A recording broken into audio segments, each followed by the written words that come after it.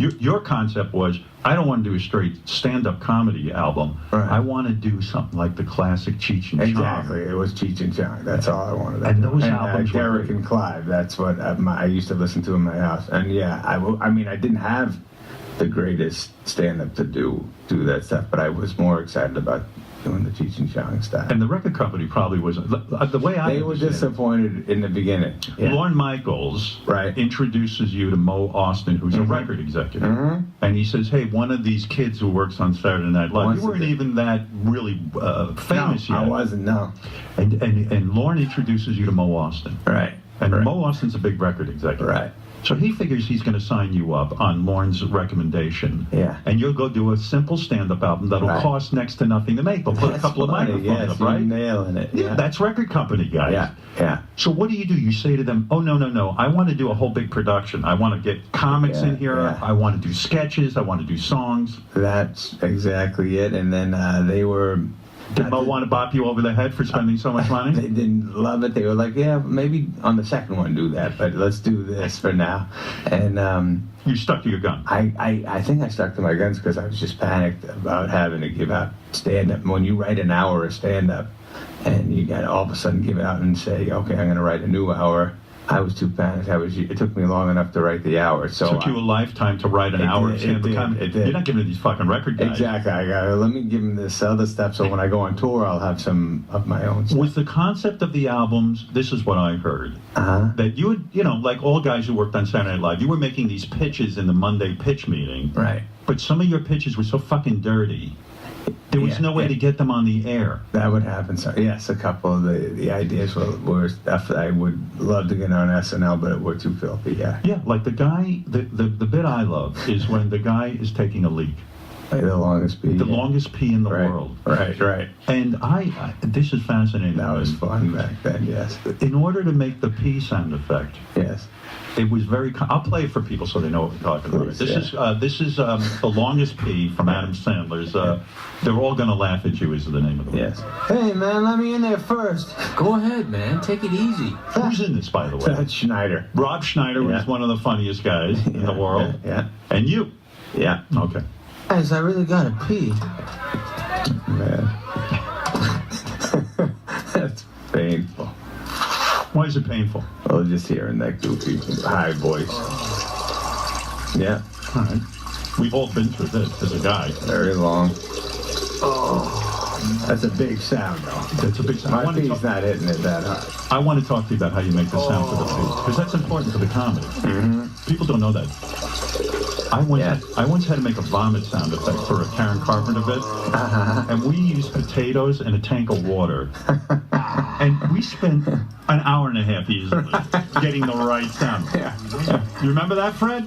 You had to cut them the right size, too. Yeah. Like Too small wouldn't cut it, too big it sounded like, shit hitting the water. we didn't want it to sound like shit, it needed to sound like throat. Oh, man, yeah. This is still going. Yeah, it's a long one. When Mo Austin heard the longest pee, did he get it? Or Sure, he was very into it after it. He was great. yeah, because it made a lot of money. It slowly got there, yeah. Yeah.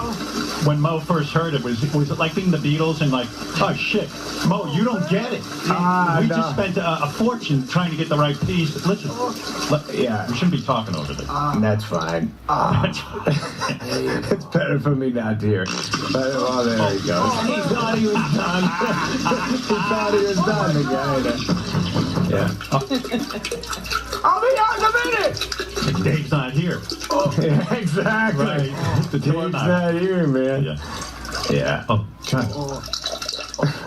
What's the backstory on this? What had this guy been drinking? This You know what I mean? I think I was just excited about doing a sound effect bit. Yeah. So You know what else I loved? The Monty Python record where John Denver gets strangled. Yes. But but the P sound effect. Yes. So you wanted to get a certain sound. What did you do?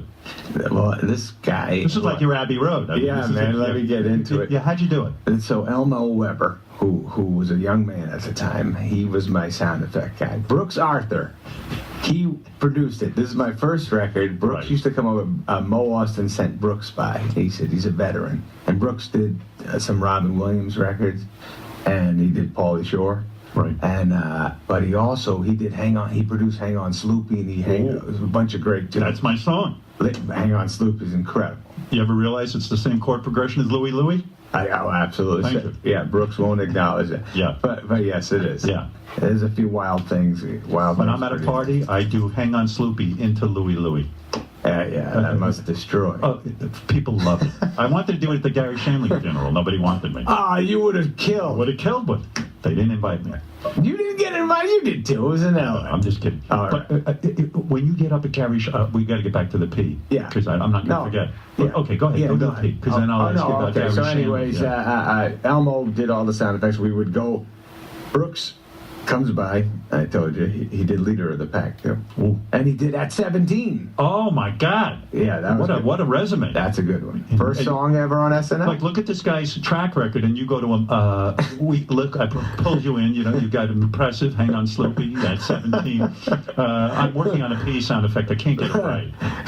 We brought in the heavy hitters. Does the guy just strangle you at that point?